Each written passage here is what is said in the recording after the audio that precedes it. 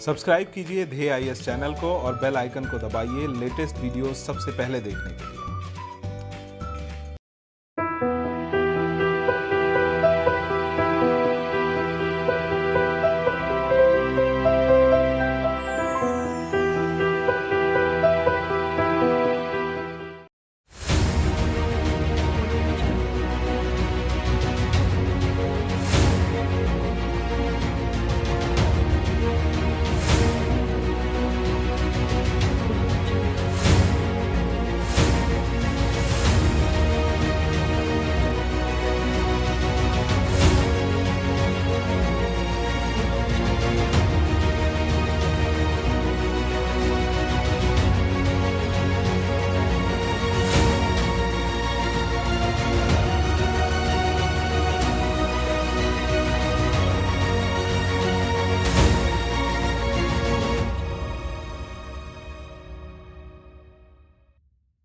नमस्कार, मैं सुनील वर्मा ध्येय आईएएस टीम की ओर से आपका स्वागत करता हूं ध्येय टीवी पर। हम बात करेंगे डेली करंट अफेयर्स के अपने प्रोग्राम पर, जैसा कि हम प्रतिदिन करते आए हैं। आज की वीडियो में मैं 2 टॉपिक कवर कर रहा हूं। पहला जो टॉपिक है, इसमें हम बात करेंगे माली में हुए तख्ता पलट पर। देखेंगे माली कहां पर है, यहां पर तख्ता पलट क्यों हुआ है, तख्ता पलट के बाद की स्थिति यहां पर क्या हो सकती है और भविष्य में यहां पर किस प्रकार के क्षेत्रीय समीकरण उभरते हुए दिखाई दे रहे हैं, इसको हम डिस्कस करेंगे। वहीं जो दूसरी खबर है, उसमें हम बात करेंगे प्लास्टिक से समुद्री प्रदूषण। तो दरअसल समुद्री प्रदूषण का कारण प्लास्टिक लंबे समय से रहा है, लेकिन एक नया अध्ययन आया है जो कि चिंताजनक है, इसको हम डिस्कस करेंगे। आइए इन्हीं दोनों खबरों को एक एक करके विश्लेषित करते हैं। सबसे पहले आप थोड़ा सा अफ्रीका महाद्वीप का मैप देख लीजिए और इसमें जो रेड कलर का एरिया है, यही एक देश है जिसका नाम है माली। आप माली के लोकेशन को इस तरह से भी देख लीजिए दूसरे मैप के माध्यम से। ये देखिए आपकी स्क्रीन पर फिर से माली का मैप है और यहाँ पर माली के अगर पश्चिम में देखेंगे तो आपको मॉरिटेनिया दिखाई दे रहा होगा, अल्जीरिया दिखाई दे रहा होगा, नाइजर दिखाई दे रहा होगा, बुर्किना फासो, कोटे डी आइवरी और गिनी दिखाई दे रहे हैं। ये जो देश हैं आपके लिए काफ़ी इंपॉर्टेंट हैं बाउंड्री के पॉइंट ऑफ व्यू से, थोड़ा सा ध्यान रखिएगा। मैं आगे चलकर आज से आपसे कुछ प्रश्न भी पूछूंगा संबंधित टॉपिक से, उनका उत्तर भी आप दे पाएंगे यदि ध्यान से सुनेंगे। थोड़ा सा इस महाद्वीप के विषय में जानते हैं। अफ्रीका महाद्वीप एशिया के बाद सबसे बड़ा महाद्वीप है और इसके अंतर्गत 54 कंट्रीज शामिल होते हैं। यह जो महाद्वीप है जाना जाता है अपने विशाल मरुस्थल जैसे सहारा मरुस्थल, अत्यंत घने वन जैसे कांगो वन आपने सुना होगा, बड़ी नदियों जैसे नील नदी, झीलों, पर्वतों, पठारों के लिए जाना जाता है। यह महाद्वीप जो है संसाधन से काफ़ी संपन्न है, लेकिन संसाधनों का दोहन ना हो पाने के कारण विश्व के सबसे गरीब और पिछड़े महाद्वीप के रूप में यह जाना जाता है। यहाँ पे तकनीकी अभाव है, शिक्षा का अभाव है, पूंजी का अभाव है, मानव संसाधन का सही से विकास नहीं हो पाया है, जिसके कारण आज भी एक बहुत बड़ी आबादी आदिम जीवन शैली अपनाती और इन्हीं सब कारणों के कारण इस महाद्वीप को अंध महाद्वीप के रूप में जाना जाता है। इस महाद्वीप की एक और जो है कि समस्या है, वह समस्या है यहाँ की जनजातियों का आपसी संघर्ष। होता क्या है कि जब भी कहीं पर सरकार बनती है तो वहाँ पर अधिकांशतः यह देखा गया है कि सरकार किसी एक खास जनजाति से बिलोंग करती है, फलस्वरूप दूसरी जनजातियाँ सरकार से संघर्ष करना प्रारंभ कर देती हैं और इससे क्या होता है, जो सरकार होता है वो सरकार अस्थिर हो जाती। सरकार के अस्थिर होने के कारण यहाँ पर कई तरह के असंतोष लोगों में फैलते हैं और इन्हीं असंतोषों का फायदा कई बार जो है कि वहाँ की सेना के द्वारा उठाया जाता है और इसके वजह से यहाँ पर तख्ता पलट की घटनाएं होती हैं, जैसा कि हाल ही में माली में हुआ है। माली जिसका आधिकारिक नाम माली गणराज्य है, पश्चिमी अफ्रीका में अफ्रीका महाद्वीप का 7वां सबसे बड़ा देश है। तो ध्यान रखिएगा कौन सा सबसे बड़ा देश है, 7वां। इसकी सीमा उत्तर में अल्जीरिया, पूर्व में नाइजर, दक्षिण पूर्व में बुर्किना फासो, दक्षिण में आइवरी कोस्ट और गिनी, जबकि पश्चिम में सेनेगल और मॉरिटेनिया से लगती है और इसकी जो राजधानी है वह है बमाको। दुनिया के सबसे गरीबतम देशों में शामिल माली की अधिकांश जो आबादी है वह दक्षिण में निवास करती है। तो दक्षिण में निवास करने का मतलब ये ध्यान रखिएगा कि आखिर यह जो दक्षिण वाले देश हैं कौन से हैं, क्योंकि आपसे पूछा जा सकता है कि आखिर माली में जहाँ पर अधिकांश जनसंख्या निवास करती है उसके समीपवर्ती देश कौन से हैं। तो ध्यान रखिएगा इसको। यह जो माली है यहाँ की अधिकांश जनसंख्या जैसे मैंने बताया दक्षिण में निवास करती है और यहाँ दक्षिण में निवास करने के कारण यह है कि दरअसल यहाँ यहाँ पर कपास, सोना, यूरेनियम जैसे प्राकृतिक संसाधन प्रचुर मात्रा में पाए जाते हैं, जो कि यहाँ की इकोनॉमी के बहुत बड़े आधार है। अर्थात अर्थव्यवस्था का जो प्रमुख आधार है, संसाधनों की उपलब्धता यहाँ पर मिलती है, इसी के कारण जनसंख्या यहाँ पर ज़्यादा पाई जाती है। यह जो उपनिवेशवाद के अगर दौर में देखें तो ये फ्रांस का उपनिवेशवाद रहा है, उपनिवेश रहा है, और इस तरह से इसे जो है कि उस समय फ्रेंच सूडान के नाम से जाना जाता था। सितंबर 1960 में यह क्या हुआ, आज़ाद हुआ। जैसे हमको आज़ादी 1947 में मिली थी, ठीक इसको 1960 मिली। आज़ादी के बाद यहाँ पर वन पार्टी सिस्टम बना। वन पार्टी सिस्टम का मतलब है एक पॉलिटिकल पार्टी वहाँ पर होगा, लेकिन 1968 में यहाँ पर समाप्त हुआ। और ये जो समाप्त इस वजह से हुआ क्योंकि यहाँ पर पहला तख्ता पलट की घटना हुई। तख्ता पलट से सेना ने नियंत्रण अपने हाथ में स्थापित किया, और सेना के जो प्रमुख थे लेफ्टिनेंट मूसा, उन्होंने क्या किया, शासन प्रारंभ किया। लेकिन देखते ही देखते वह क्या हो गए, एक तानाशाह बन गए। और जो तानाशाह रवैया उन्होंने अपनाया, यह आगे चलकर माली के लिए काफ़ी चुनौतीपूर्ण रहा। तख्ता पलट से सेना ने क्या किया, अपने हाथ में नियंत्रण जरूर ले लिया, लेकिन जो एक चुनी हुई सरकार है, उस तरह की अपेक्षाओं पर यहाँ की सरकार खरा नहीं उतर रही थी। लेकिन फिर भी चूंकि यहाँ पर तख्ता पलट हुआ था और तानाशाही सरकार की स्थापना हुई थी, तो लगभग 1991 तक यह सरकार चली। और 1991 में यहाँ क्या किया गया, पुनः तख्ता पलट कर दिया गया। अर्थात सेना ने ही पुनः 1991 में तख्ता पलट कर दिया। और तख्ता पलट करने के बाद यहाँ पर 1992 में पहली बार लोकतांत्रिक तरीके से सरकार चुनी गई। अगर आपसे पूछा जाए कि अगर लोकतांत्रिक सरकार कब चुनी गई, तो 1992 में लोकतांत्रिक प्रणाली की जो यहाँ पर सरकार चुनी गई, यह जो व्यवस्था है लगभग 1992 से लेकर 2011 तक चली। अब इसी बीच आपने देखा होगा कि यह जो अफ्रीका का उत्तरी क्षेत्र है, यहाँ पर एक घटना हुई थी जिसको हम अरब स्प्रिंग के रूप में जानते हैं। या आपने एक देश का नाम जानते होंगे, लीबिया। तो लीबिया में एक तानाशाह थे, गद्दाफी। तो जब गद्दाफी के खिलाफ यहाँ पे लीबिया के लोग लड़ाई लड़ रहे थे, यहाँ की सेना लड़ रही थी, तो माली के बहुत बड़े लोगों ने, अर्थात बहुत बड़ी संख्या में लोगों ने जो है कि लीबिया में जाकर गद्दाफी के खिलाफ आवाज़ उठाई और गद्दाफी को जो है कि ख़त्म करने, उनकी सत्ता को ख़त्म करने के लिए संघर्ष किया। तो देखते देखते जो अरब स्प्रिंग की घटना हुई, इसने एक चीज़ सिद्ध कर दिया कि क्या होता है, जनता के बल पर किसी भी देश के तानाशाह को हटाया जा सकता है। अब होने क्या लगी कि धीरे धीरे इन्होंने क्या किया, माली के जो लोग वहाँ गए थे लीबिया में, वहाँ लीबिया में तो सरकार परिवर्तित हो गई। जब ये माली में लौट कर आए तो इन्होंने क्या किया, माली में भी सत्ता परिवर्तन का जो है कि प्रयास प्रारंभ किया। इसके लिए जरूरी था यह मिलिशिया संगठन बना। मिलिशिया का मतलब होता है ऐसे लोगों का समूह जो हथियारबंद हो, मिलिट्री के रूप में काम करें। तो जो लोग यहाँ लीबिया गए थे, गद्दाफी के जो है कि विपक्ष में जो लोग थे, जो जनता थी, तो जनता का समर्थन करने जो माली के लोग गए थे, जब वह माली में दोबारा आए तो उन्होंने क्या किया, अपने आप को जो है कि सैन्य साजो सामान से सुसज्जित किया, और सुसज्जित करके क्या हुआ, अपने आप को मिलिशिया के रूप में बढ़ाने लगे। और मिलिशिया का अर्थ क्या बताया, ऐसे समूह जिनके पास हथियार हैं, जो सेना की तरह ही होती है। तो देखते देखते मिलिशिया की संख्या बढ़ने लगी। तो जब मिलिशिया की संख्या बढ़ेगी तो क्या होगा, अस्थिरता आएगी। पश्चिमी अफ्रीकी देशों में, यहाँ पर थोड़ा सा एक जनजाति का जिक्र कर रहा हूँ, एक समुदाय का जिक्र कर रहा हूँ, इसको थोड़ा समझिए। तो पश्चिमी अफ्रीकी देशों में तुआरेग समुदाय एक बहुत बड़ी आबादी पाई जाती है। ये कहाँ मिलते हैं तुआरेग समुदाय के लोग, लीबिया में मिलते हैं, अल्जीरिया में मिलते हैं, नाइजर में मिलते हैं, माली में भी मिलते हैं, बुर्किना फासो में भी ये निवास करते हैं। और यह जो है एक लड़ाकू और हिंसक समुदाय के रूप में जाने जाते हैं। तो हुआ क्या कि जनवरी 2012 में तुआरेग समुदाय ने क्या कर दिया, विद्रोह कर दिया। और इन्होंने क्या किया, जो मिलिशिया संगठन अरब स्प्रिंग और उसके बाद ही गद्दाफी को हटाने के बाद जो लोग मिलिशिया के रूप में शामिल हुए थे, तो तुआरेग समुदाय ने क्या किया, उनको अपने साथ जोड़ लिया और इन्होंने क्या किया, विद्रोह कर दिया अपनी सरकार के खिलाफ और उत्तरी माली के कुछ क्षेत्रों पर कब्जा कर लिया। और कब्जा करके उन्होंने कहा कि हम यहाँ पे एक नया देश बनाना चाहते हैं। क्योंकि उस समय की जो सरकार थी वह इस विद्रोह को, अर्थात तुआरेग समुदाय और अन्य मिलिशिया समूहों के द्वारा किए गए जो विद्रोह को रोक नहीं पाई। और इसके बाद मार्च 2012 में सेना ने पुनः क्या कर दिया, तख्ता पलट कर दिया।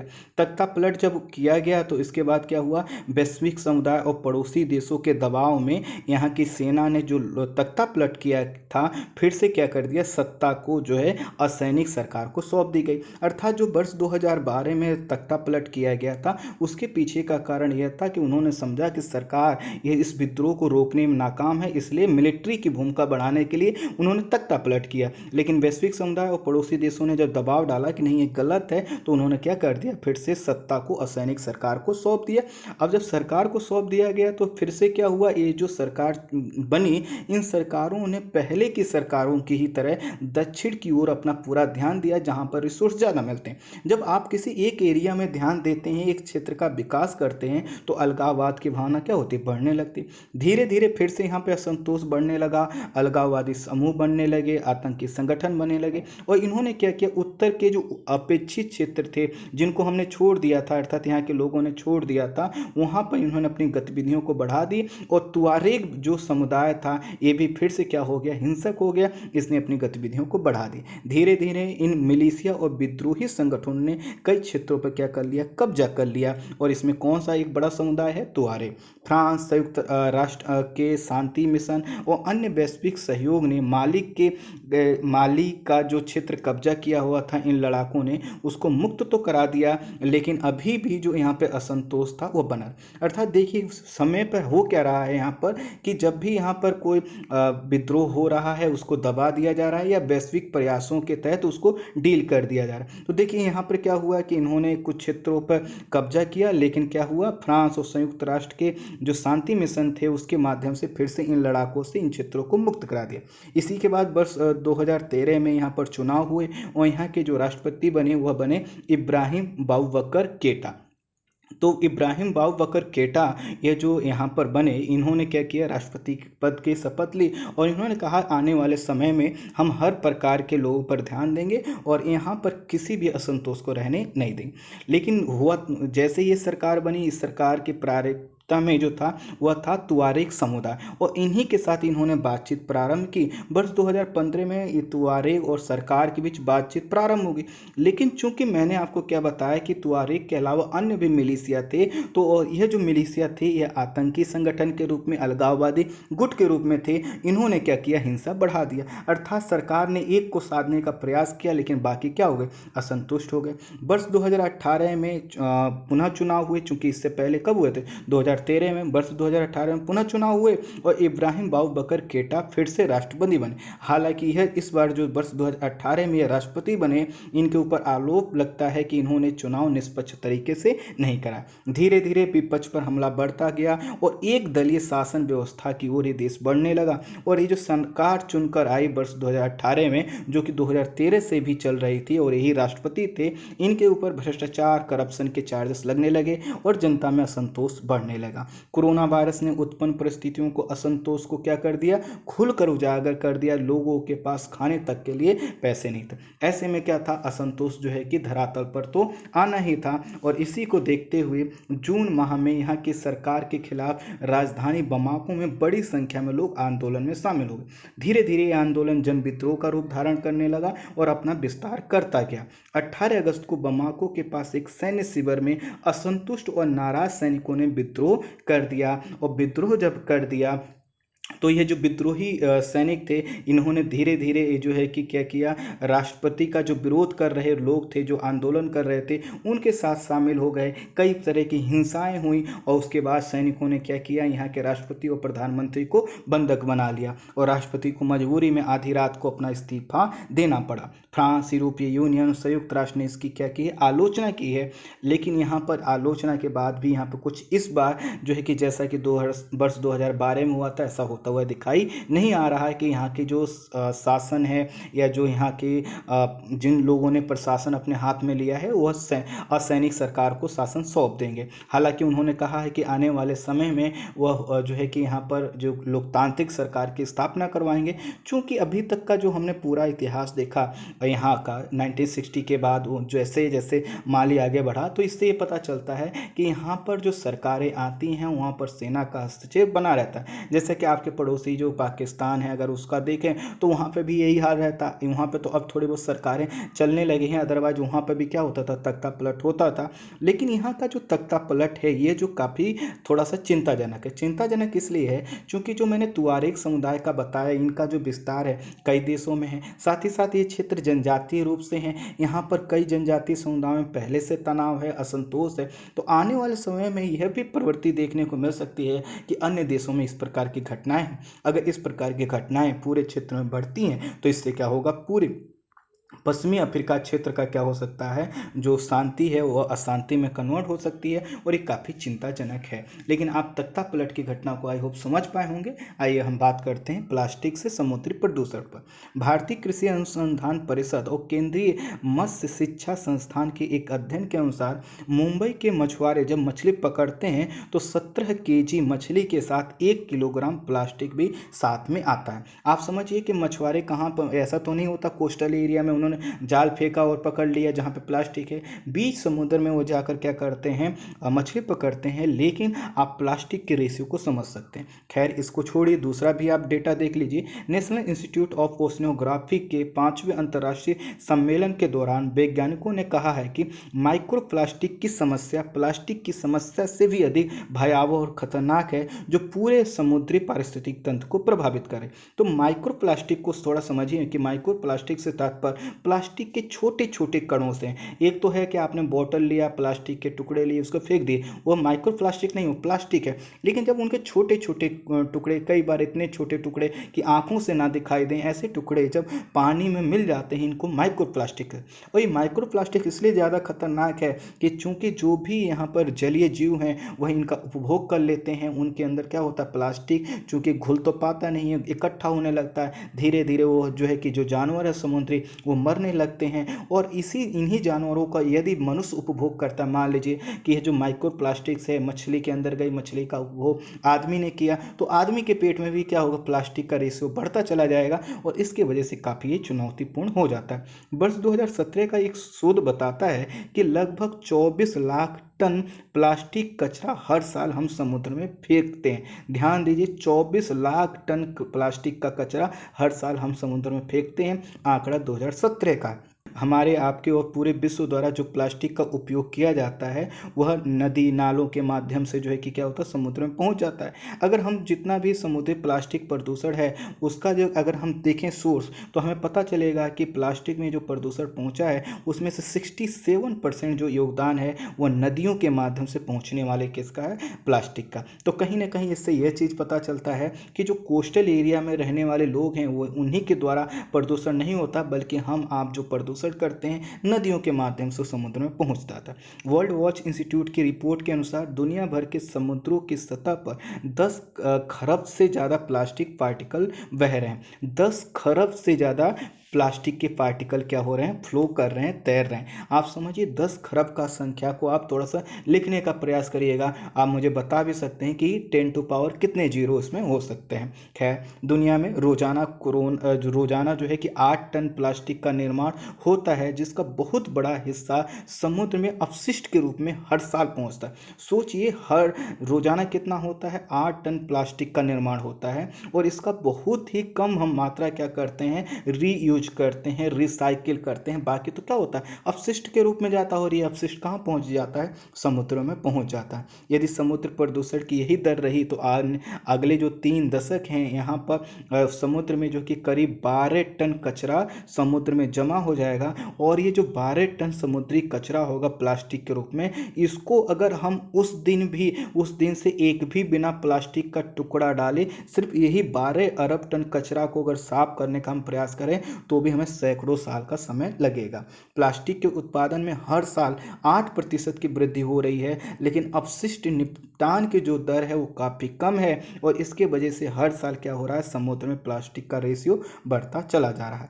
मानव द्वारा पहला जो प्लास्टिक बनाया गया था अलेक्जेंडर फास्ट के द्वारा और इन्होंने 1862 में इसका क्या किया था, प्रदर्शन किया गया था। और अगर इसके आविष्कारक के रूप में एक और नाम आप जानते होंगे जिन्होंने दुनिया का सबसे पहला पूरी तरह से सिंथेटिक जो प्लास्टिक तैयार किया था 1907 में, और ये इनका जो नाम है वह है लियो बैकवेट। तो यह जो लियो बैकलैंड थे, इन्होंने क्या किया, प्लास्टिक के आविष्कारक के रूप में जाने जाते हैं। क्योंकि प्लास्टिक का जब निर्माण किया गया था तो यह इस रूप में देखा गया था कि दुनिया का सबसे बड़ा आविष्कार है। आप खुद सोचिए कि प्लास्टिक ना होती तो आप क्या क्या चीज़ों का ट्रांसपोर्टेशन कर पाते, क्या मंगा पाते। प्लास्टिक में जो भी चीज़ें पैक होकर आती हैं वो कितनी अच्छे तरीके से आप तक पहुंच पाती हैं। लेकिन इस आविष्कार ने क्या किया, समुद्र के लिए एक बहुत बड़ी चुनौती। हालांकि जब भी कोई आविष्कार होता है तो उस समय के लिए तो अच्छा होता है, लेकिन आगे चलकर उसके क्या होते हैं, निगेटिव इम्पैक्ट दिखाई देते हैं। जैसे अगर आप देखें तो न्यूक्लियर बम देख लीजिए, न्यूक्लियर एनर्जी देख लीजिए, हर चीज़ का क्या करेंगे, आप देखेंगे कि जब उसका विकास हुआ तो उसकी कुछ संभावनाएं थी, लेकिन समस्याएं उससे भी बड़ी थी। खैर, वैज्ञानिक शोध पत्रिका नेचर कम्युनिकेशन में प्रकाशित एक अध्ययन के अनुसार अटलांटिक महासागर में 11.6 से 21.1 मिलियन टन माइक्रोप्लास्टिक प्रदूषक होने का अनुमान है।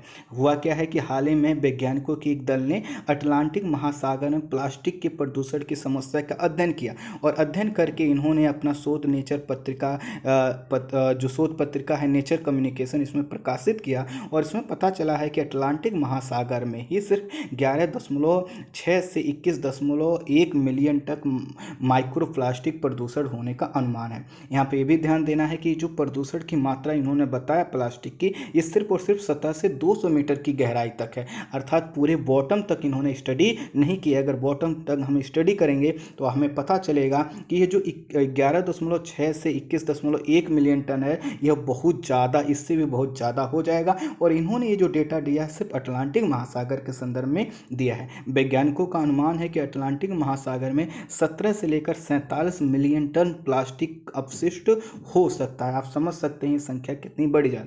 अपने अध्ययन में वैज्ञानिकों ने पॉलीइथाइलिन, पॉलीप्रोपिलीन और पॉलीस्टाइरीन के अध्ययन को क्या किया, शामिल किया। अब ये जो देखिए, ये जो नाम लिखे हुए हैं प्लास्टिक के ये 3 रूप हैं, इन्हीं का सर्वाधिक उपयोग क्या होता है, पैकेजिंग मटेरियल में होता है। और पैकेजिंग मटेरियल में प्रयोग होने वाला प्लास्टिक की क्या है, सबसे बड़ा प्लास्टिक का वेस्ट के अंतर्गत आता है। वैज्ञानिकों ने यह भी माना है कि पिछले 65 वर्षों में उत्पन्न हुए कुल वैश्विक प्लास्टिक कचरे का लगभग 0.3 से 0.8% तक अटलांटिक महासागर में फेंका गया है। आप सोचिए, अटलांटिक महासागर का अगर देख पा रहे होंगे इसका विस्तार, तो आपको पता होगा कि अगर उत्तरी भाग इसका देखें तो आपको यहाँ पे अमेरिका और कनाडा दिखाई देंगे एक तरफ, दूसरी तरफ यूरोपीय देश दिखाई देंगे। यहाँ पर जो है कि समुद्र के प्रदूषण को लेकर पहले से नियम है, काफ़ी जो है कि रुझान यहाँ पर अच्छे हैं, लेकिन बावजूद अगर अन्य देशों में देखें तो वहाँ पर समुद्री प्रदूषण को लेकर खास नियम नहीं है, वहाँ पर प्रदूषण कितना ज़्यादा होगा।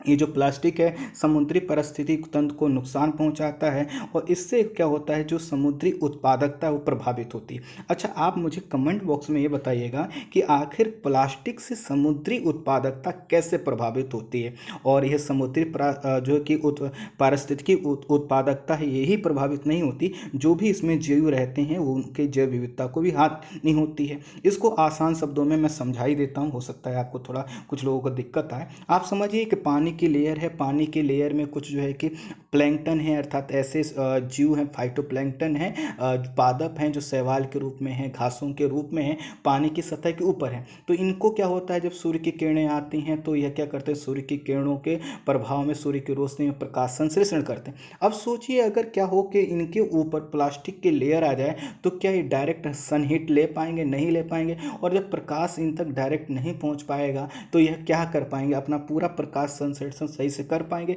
नहीं कर पाएंगे। तो स्वाभाविक है यहाँ की जैव विविधता भी क्या होगी, प्रभावित होगी, और समुद्री उत्पादकता भी प्रभावित होगी। समुद्री जानवर कई बार ये जो छोटे छोटे टुकड़े होते हैं प्लास्टिक के, इनको खा लेते हैं, इससे इनकी मृत्यु भी हो जाती है। और प्लास्टिक का उपभोग अगर समुद्री जीव कर रहे हैं और उन समुद्री जीवों का उपभोग अगर हम कर रहे हैं तो इससे क्या होता है, ये खाद्य श्रृंखला का प्लास्टिक भाग बन जाता है, मानव के शरीर में पहुंचता है, और इससे हमारे हेल्थ क्या होता है, नेगेटिव इम्पैक्ट पड़ता है। यह प्लास्टिक जो है एक पर्यटन स्थलों के सौंदर्य को भी क्या करता है, प्रभावित करता है। अब आइए थोड़ा सा हम बात करते हैं माइक्रोप्लास्टिक्स। माइक्रोप्लास्टिक 5 मिलीमीटर से भी छोटे आकार के प्लास्टिक के टुकड़े होते हैं। तो अगर आपसे पूछे कि माइक्रोप्लास्टिक्स का मतलब क्या है, तो आप कहिएगा ऐसे प्लास्टिक के टुकड़े जिनका आकार 5 मिलीमीटर से भी छोटा होता है। यह प्लास्टिक के टूटने के साथ साथ कई अन्य स्रोतों से पहुंचते हैं। कैसे टूटते हैं? वायु धाराओं के द्वारा, जल धाराओं के द्वारा, सूर्य से प्राप्त पराबैंगनी किरणों के द्वारा, और टेम्परेचर कम होने बढ़ने के कारण प्लास्टिक के छोटे छोटे टुकड़े टूटते हैं। तो अगर माइक्रोप्लास्टिक को देखा जाए तो हम क्या कहेंगे, 5 मिलीमीटर से छोटे कण। लेकिन अगर आपसे पूछा जाए नैनो प्लास्टिक के कण क्या होते हैं, तो आप कहेंगे जो 100 नैनोमीटर से छोटे कण होते हैं उनको हम नैनो प्लास्टिक के अंतर्गत रखते हैं। ऐसा ही एक शब्द होता है माइक्रोविट्स। ये भी क्या होता है, एक प्रकार का माइक्रो प्लास्टिक ही होता है, अर्थात सूक्ष्म आकार के जो है कि प्लास्टिक के कण होते हैं, और इनका जो प्रयोग होता है सौंदर्य प्रसाधन के जो आप सामान यूज करते हैं उसमें होता है। ये भी क्या होता है, समुद्र में पहुंचता है। अध्ययन से ये भी पता चला है कि जो महासागरीय पारिस्थितिक तंत्र है यह इस समय ऐसी चिंताजनक स्थिति में आ गया है कि यदि हमने जल्द समय रहते इस पर ध्यान नहीं दिया तो पूरा जो समुद्री इकोसिस्टम है वह डैमेज हो सकता है। इस समय जब कोरोना वायरस का प्रभाव है, हर जगह मास्क से लेकर प्लास्टिक की कई तरह की चीज़ें मेडिकल के क्षेत्र में यूज की जा रही हैं, चाहे वो पीपीई किट हो या अन्य सामान हो, इनके द्वारा क्या हुआ, प्लास्टिक का प्रदूषण की मात्रा में वृद्धि हुई है। अर्थात कोरोना काल में जहां अन्य प्रदूषण के स्रोतों में थोड़ी सी कमी देखी जा रही है, वहीं प्लास्टिक के उपयोग के कारण प्लास्टिक से होने वाले समुद्री प्रदूषण में क्या है, वृद्धि देखी जा रही है। इसके अलावा अगर हम अटलांटिक महासागर में हमने ये देखा, इसके अलावा अगर हम हिंद महासागर, प्रशांत महासागर में देखें तो यहाँ तो प्रदूषण की स्थिति और भी क्या है, भयावह है। महाद्वीपों के जो किनारे स्थल वाले जो क्षेत्रों होते हैं वहाँ पर अगर आप देखेंगे तो प्रदूषण का स्तर काफ़ी ज़्यादा मिलेगा। अब आइए इसके बाद हम थोड़ा सा आज के 2 प्रश्नों पर बात करते हैं, इनका उत्तर आपको देना है। पहला प्रश्न है कि माली की सीमा निम्न में से किस देश के साथ सर्वाधिक लगती है, अर्थात सर्वाधिक लंबी माली की सीमा किन देशों के साथ माली शेयर करता है, ये आपको बताना। मैंने आपको मैप दिखाया था इसीलिए दिखाया था। दूसरा जो आपका प्रश्न है वह है तुआरेग समुदाय की उपस्थिति निम्न में से किस देश में नहीं है। मैंने कुछ देशों का नाम लिया है लेकिन एक ऐसा देश है जिसका मैंने नाम नहीं लिया और वह बहुत अलग है, तो इसलिए आप बता सकते हैं। इजी प्रश्न है। आई होप आप दोनों प्रश्नों का सही उत्तर आप बताइएगा। दोनों को मैंने डिस्कस किया है। आज के लिए इतना ही। Thank you so much.